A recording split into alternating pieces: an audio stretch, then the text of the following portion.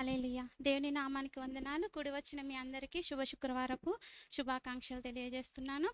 మరి ఇంతవరకు దేవుడు సిలువలో మరి 7 మాటల వివరణను తెలియజేస్తున్నప్పుడు మరి ఇంతవరకు 4 మాటలు దేవాదేవుడు పలికిన విధానానికి వందనాలు. మరి 5వ మాటగా నాకు ఇచ్చిన ఈ అవకాశాన్ని బట్టి దేవాదేవునికి వందనాలు. ఇచ్చిన మీ అందరికీ ముందుగా ఆత్మీయ తల్లిదండ్రులకు వందనాలు తెలియజేసుకుంటున్నాను. యోహాను సువార్త 19వ అధ్యాయము చదువుకుందాము. హల్లెలూయా. మరి దేవుడు దప్పికొనుచున్నాడని మరి 5వ మాటగా పలికి ఉన్నాడు. దేవుడు దప్పికొనుచున్నాడంటే మరి మనకు ఎన్నో మొదటి నిబంధనలో చూసాము, కొత్త నిబంధనలో కూడా చూసాము. దప్పిక అంటే దాహము తీర్చడం అనేది. మరి ఇశ్రాయేలు ప్రజలను అలనాడు దప్పికొనుచున్నారు అన్నప్పుడు బండ నుండి నీళ్ళు ఇచ్చాడు ఇశ్రాయేల్ ప్రజలకు. అదేవిధంగా మరి కానాను విందులో మొదటి సూచక క్రియ నీళ్లను ద్రాక్షరసంగా మార్చిన దేవాది దేవుడు మరి ఇప్పుడు సిలువలో మరి దప్పికొనడం అంటే మరి ఆయన ఆ దాహాన్ని తీర్చుకోగలుగుతాడు కదా. ఆయనకు అసాధ్యమైనది అయితే ఏదీ లేదు. మరి ఏ దాహం అని అడుగుతున్నాడు దేవుడు? ఆత్మీయ దాహం కావాలని అడుగుతున్నాడు. మనల్ని కోరుచున్నాడు ఆయన. ఆత్మల దాహం మీరందరూ కలిగి ఉండాలనేది. మరి ఆత్మల దాహం అన్నప్పుడు మరి లేఖనము నెరవేరినట్లు లేఖనంలో మరి కీర్తనల గ్రంథము 69వ అధ్యాయం 21వ వచనంలో చెప్పినట్టుగా మరి నేను తప్పికొనుచున్నానని దేవుడు ఆ లేఖనాలు ముందుగానే దావీదు కుమారుడు ద్వారా ఆ లేఖనాలు రాసి ఉన్నాడు. ఆ లేఖనాలు నెరవేరినట్టుగా మరి ఆయన తప్పికొనుచున్నాడని శిలువలో పలికి ఉన్నాడు. మరి అదేవిధంగా సమరయ స్త్రీ యోహాను సువార్త 4వ అధ్యాయంలో మరి సమరయ స్త్రీకి జీవజలాలను ఊట యొద్దకు 13వ వచనం. అందుకు యేసు ఈ నీళ్లు త్రాగు ప్రతి వాడును మరలా తప్పికొనును, నేనిచ్చు నీళ్లు త్రాగు వాడెప్పుడును తప్పికొనడు, నేను వానికి ఇచ్చి నీళ్లు నిత్య జీవనకే వానిలో ఊరెడి నీటి బుగ్గగా ఉండనని ఆమెతో చెప్పాను. మరి ఆయన జీవజలాలను ఇస్తానన్నప్పుడు మరి ఆ దేవుడు మరి ఎవరి కోసం ఇంత బాధపడుతున్నాడు? మరి అది మన కొరకే కదా. ఆత్మల దాహం కలిగి ఉండాలని మనల్ని అందరినీ కోరుకుంటున్నాడు. మరి దేవాది దేవుడు ఈ లోకమును ఎంతో ప్రేమించిండు. మరి దేవాది దేవుడు లోకాన్ని ప్రేమించడం, మనం ఎవరిని ప్రేమిస్తున్నాము? లోకం అంటే ఎవరు? జనులు. మరి దేవుడు జనులను ఎంతో ప్రేమించాడు. మరి మనం జనులను ప్రేమిస్తున్నామా?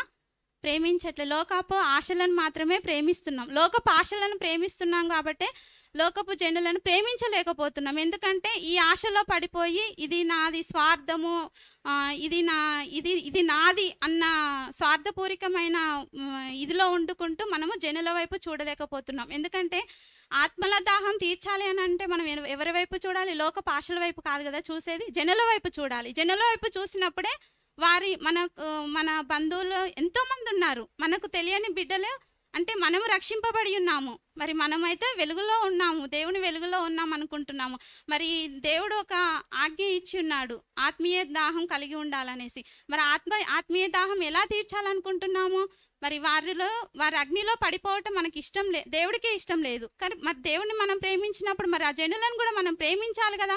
ప్రేమించినప్పుడు వారిని కూడా మనము అగ్నిలో పడుచున్న వారిని మనం కూడా రక్షించాలంటే ఇది మనకేడ సాధ్యమవుతుంది? అలానాడు ఆ దేవుడు వచ్చి చెప్పినప్పుడే మరి జనులందరూ వినలేదు, మనం చెప్తే ఏమాత్రం వింటారని మనం అనుకుంటున్నాం. కానీ దేవాది దేవుడు ఏమంటున్నాడు? నా యందు నమ్మిక ఉంచు వారిని ఏమాత్రమును సిగ్గుపరచను అని అంటున్నాడు. మరి మీలో నేను అటు కార్యాలను మీ ద్వారా చేయిపిస్తానని కూడా వాగ్దానం ఇచ్చి ఉన్నాడు.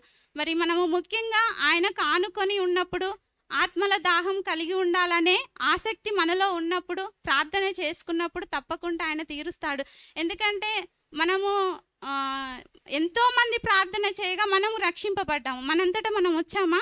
ఎంతోమంది కన్నీటి ప్రార్థన, దేవుడు త్యాగమయ్యి ఆ శిలువలో బలియాగమై మనందరినీ రక్షించుట కొరకు మరి ఆయన చేసిన త్యాగం వల్లనే మనం రక్షింపబడ్డాము. అది మన కొరకు ఎంతోమంది కూడా ప్రార్థన చేస్తున్నారు. మనం కూడా అందరి కొరకు ప్రార్థన చేయాలి. ఆత్మల భారం అంటే ఇంటింటికి అంటే తెలవని వారికి దేవుడి గురించి చెప్పటమే. కానీ మనం చెప్తే వింటారా? ముందుగా మనము ప్రార్థనలో ఉండాలి, దేవుడికి సన్నిహితంగా ఉండాలి. మనం ఉంటున్నామా? ఆ విధంగా ఉండట్లేదు. ఎందుకంటే నేను క్వశ్చన్ వేసుకున్నప్పుడైతే నా పనుల భారం నిమిత్తమై నా కొరకే నేను పని చేసుకుంటున్నాను తప్పితే మరి నేను దేవుడి ఆశ నెరవేర్చాలనేది ఏమాత్రం కూడా నాలో ఉండలేని స్థితిలో ఉంటున్నాను. ఒక్కసారి నన్ను నేను ప్రశ్న వేసుకొని, మరి ఈ దేవాది దేవుడైతే నేను ఈ విధంగా నేను నిలబడాలనుకోలేదు. ఈ క్వశ్చన్ నాకేసినట్టుగానే ఈ వాక్యము నా కొరకు ఇచ్చినట్టుగానే అనిపించింది.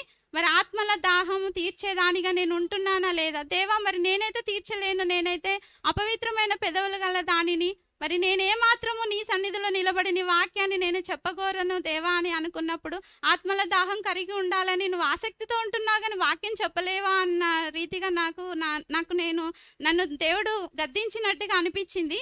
అందుకోసకు నేను ఆత్మీయ దాహం తీర్చేదానిగా మరి ఉండాలని నేను ఎప్పటి నుంచో అనుకుంటున్నా కానీ ఆశ నెరవేరలేకపోతున్నాను. నన్ను మరి నా కొరకు దేవుడు చేసిన త్యాగాన్ని ఎప్పటికప్పుడు గుర్తుకు చేసుకుంటూ, మరి ఆయన నా కొరకు ఎంతగానో సిలువలో బలియాగం అయ్యాడు. నేను చేసిన పాపంల నిమిత్తమే సిలువలో వేయించుకున్నాడు.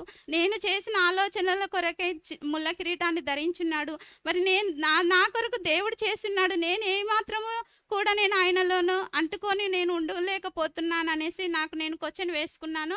మరి నేనైతే అందరికీ క్వశ్చన్ వేసేదాన్ని కాదు, కానీ మరి ఒక్కసారి దేవాది దేవుడైతే మరి ఈ లేఖనము ద్వారా మరి దప్పికొనుచున్నాడని మనందరినీ కూడా ప్రశ్న వేయుచున్నాడు.